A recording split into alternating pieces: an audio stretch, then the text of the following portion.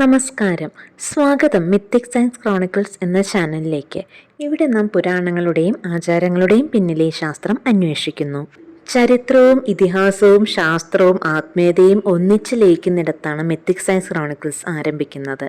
ഇന്ന് നാം അന്വേഷിക്കുന്നത് ലോകത്തിലെ ഏറ്റവും പഴക്കം ചെന്ന് ജീവിച്ചിരിക്കുന്ന ധർമ്മത്തിൻ്റെ ഉത്ഭവമാണ്, അതായത് ഹിന്ദു ധർമ്മം.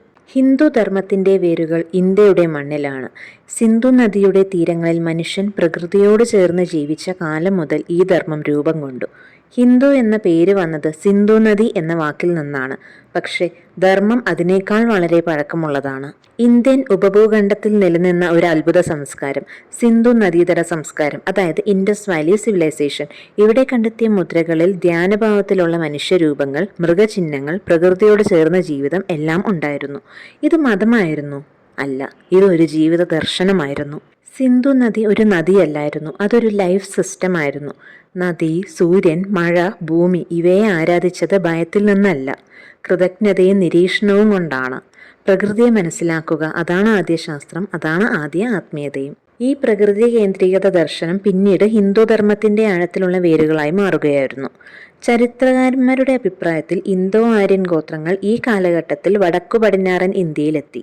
അവർ കൊണ്ടുവന്നു 4 വേദങ്ങൾ, അതായത് ഹിന്ദു ധർമ്മത്തിൻ്റെ അടിസ്ഥാനം: ഋഗ്വേദം, യജുർവേദം, സാമവേദം, അഥർവവേദം.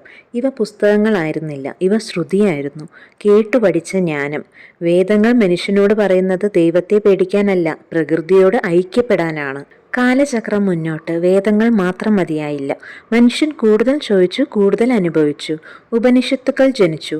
ആത്മാവ്, ബ്രഹ്മം, മോക്ഷം ഇവ ചിന്തകളായി മാറുകയും ചെയ്തു.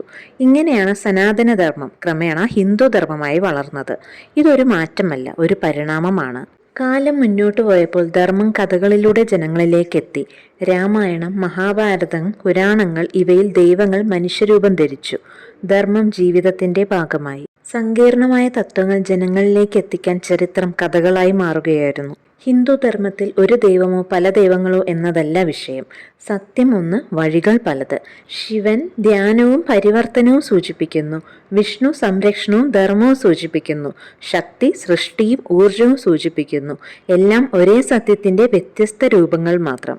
ഹിന്ദുധർമ്മം കണ്ണടച്ച് വിശ്വസിക്കാൻ പറയുന്നില്ല, ചോദിക്കാനാണ് പഠിപ്പിക്കുന്നത്. യോഗ, ആയുർവേദം, ധ്യാനം, ഗ്രഹചലനങ്ങൾ, സമയം, കാലചക്രം ഇവയെല്ലാം ആയിരക്കണക്കിന് വർഷങ്ങൾക്ക് മുൻപേ ഇന്ത്യയിൽ പഠിപ്പിച്ചിരുന്നു. ഹിന്ദുധർമ്മത്തിന് ഒരാൾ സ്ഥാപകനായില്ല, ഒരു പ്രവാചകനില്ല, ഒരു ആരംഭ തീയതിയുമില്ല. ഇത് ആയിരക്കണക്കിന് വർഷങ്ങളായി ലക്ഷക്കണക്കിന് ചിന്തകളിലൂടെ വളർന്ന ഒരു ധർമ്മം മാത്രമാണ്. അതിനാലാണ് ഹിന്ദുധർമ്മം എല്ലാവരെയും ഉൾക്കൊള്ളുന്നത്. ഹിന്ദുധർമ്മം മതപരിവർത്തനത്തിലൂടെ പടർന്നതല്ല, അനുഭവത്തിലൂടെ പകർന്നതാണ്. ഇത് ഇന്ത്യയുടെ ആത്മാവാണ്. ഇത് മനുഷ്യനെ മനുഷ്യനാക്കുന്ന ധർമ്മമാണ്.